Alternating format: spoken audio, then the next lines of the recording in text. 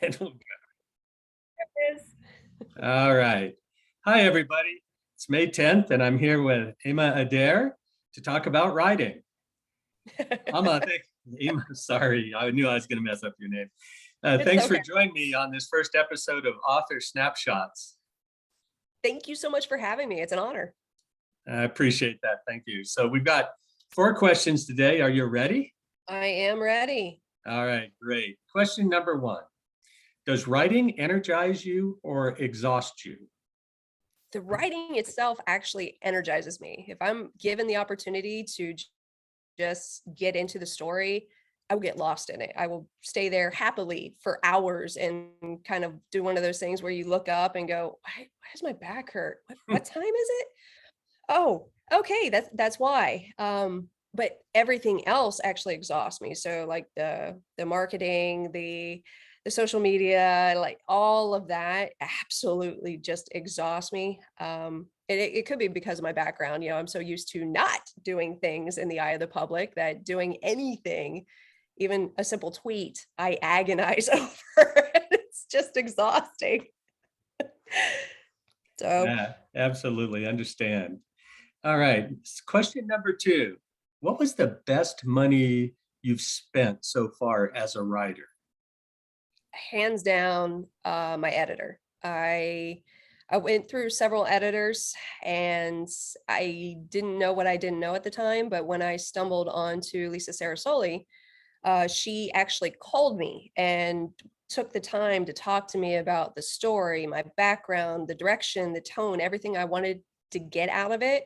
So that way, when she sat down and started doing the editing, which she's brutal, painfully so at times, but it's all been a great learning experience. She cost me a fortune, but it's been worth it because she's made me better. She's pushed me to do better, and she takes the time to explain to me why she's making recommendations or why she's saying cut something instead of just making my pages bleed and sitting back and laughing like maniacally.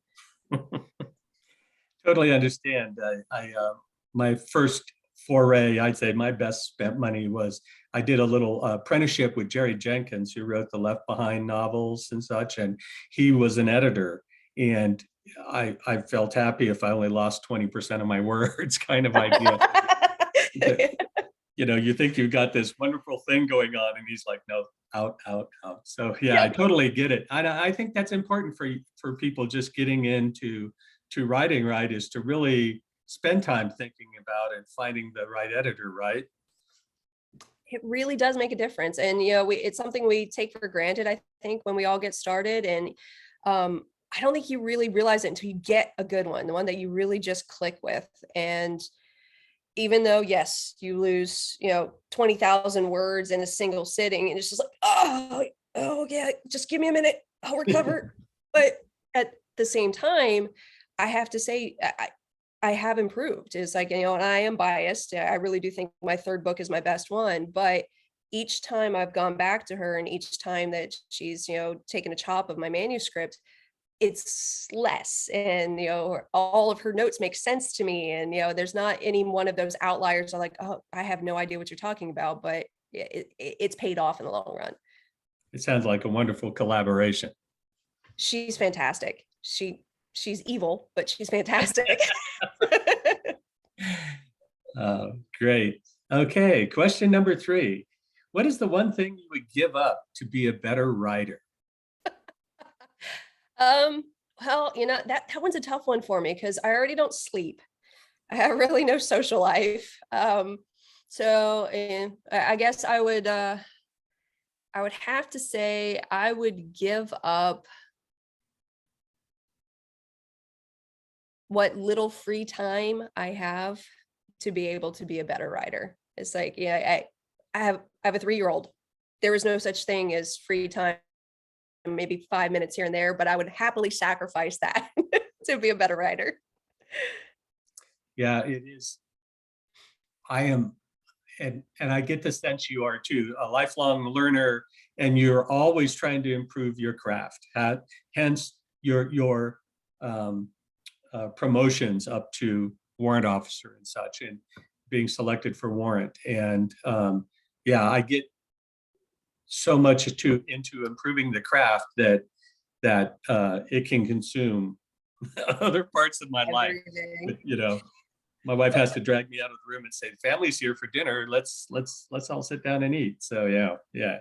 That's a tough one. That's one of the. When I found that question, I'm like, wow, that's serious. When you're so engaged with family, still have full-time job, and after this job, after you retire from the Navy, you've already got a full-time job set up too, right? Going forward, right? Yeah, That's what I'm hoping. yeah. I bought the shirt. They better hire you. So.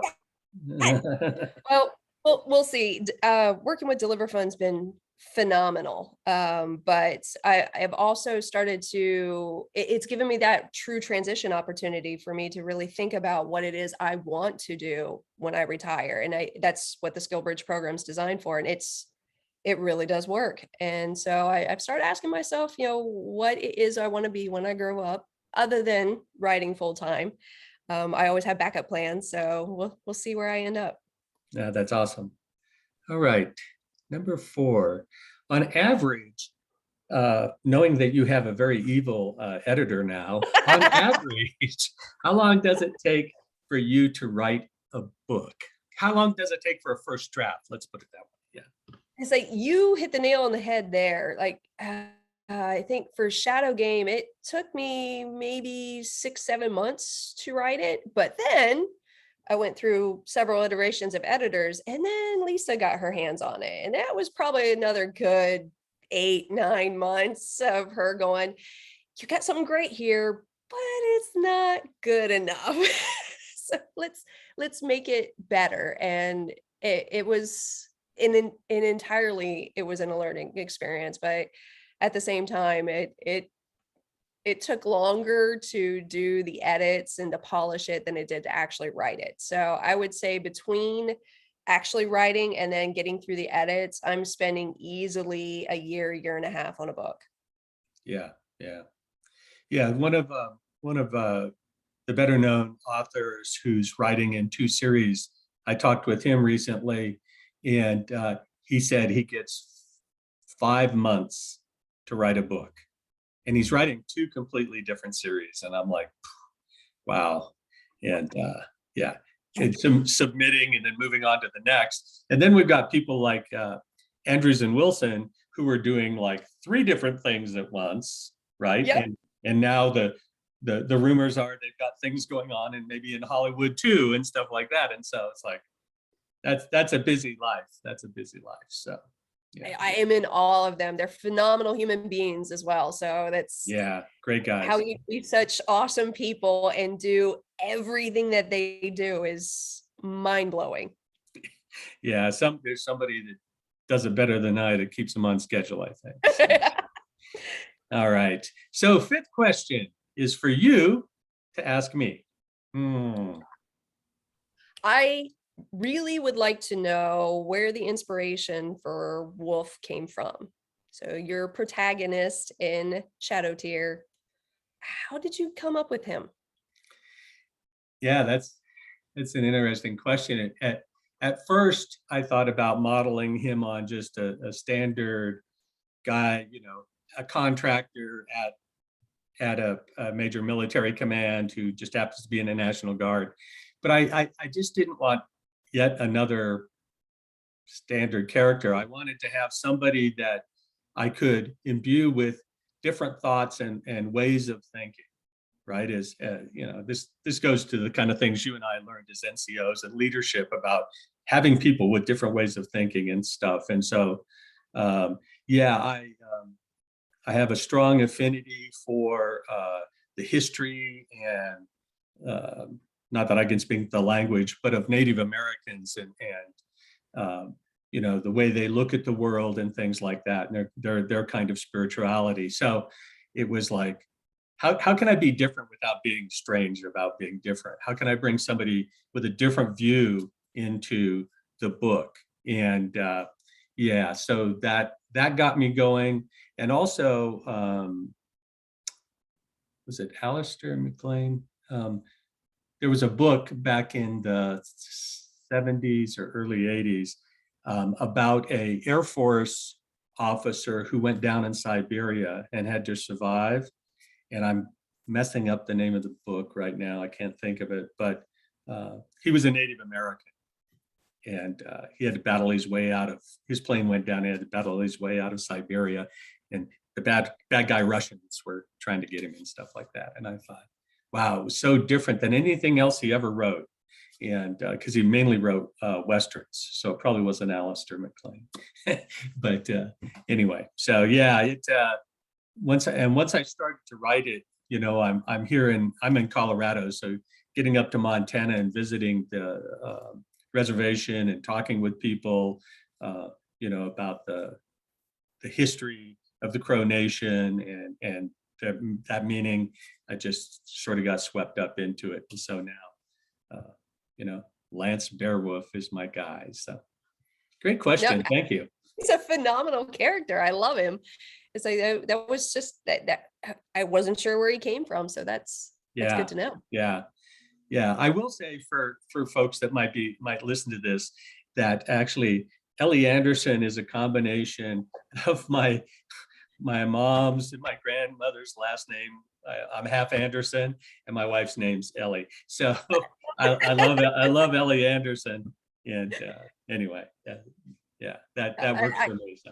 I laughed when I saw the dedication. I was like, oh, there's an L. Look at the L. It's like, that's awesome. Well, thank you so much for your time today. It's been great to get to know you a little bit better. I hope to see you around, whether it's back on the East Coast, if I get a chance to be there, or you know, at a Thriller Fest or something sometime. So, or if I win your big giveaway and get the fishing trip. Oh yeah, absolutely. And bring the whole family out. Nothing I like better than setting 3-year-olds with a little fishing line, you know. He's so into fishing. I don't think he'd have the patience for it, but he does like it. Yeah, well, there's plenty of good open space up at the cabin to run around. So There you go. So thank you very much. I appreciate that. Thank you everybody for listening, and hope to see you soon. Absolutely. Take care. You too.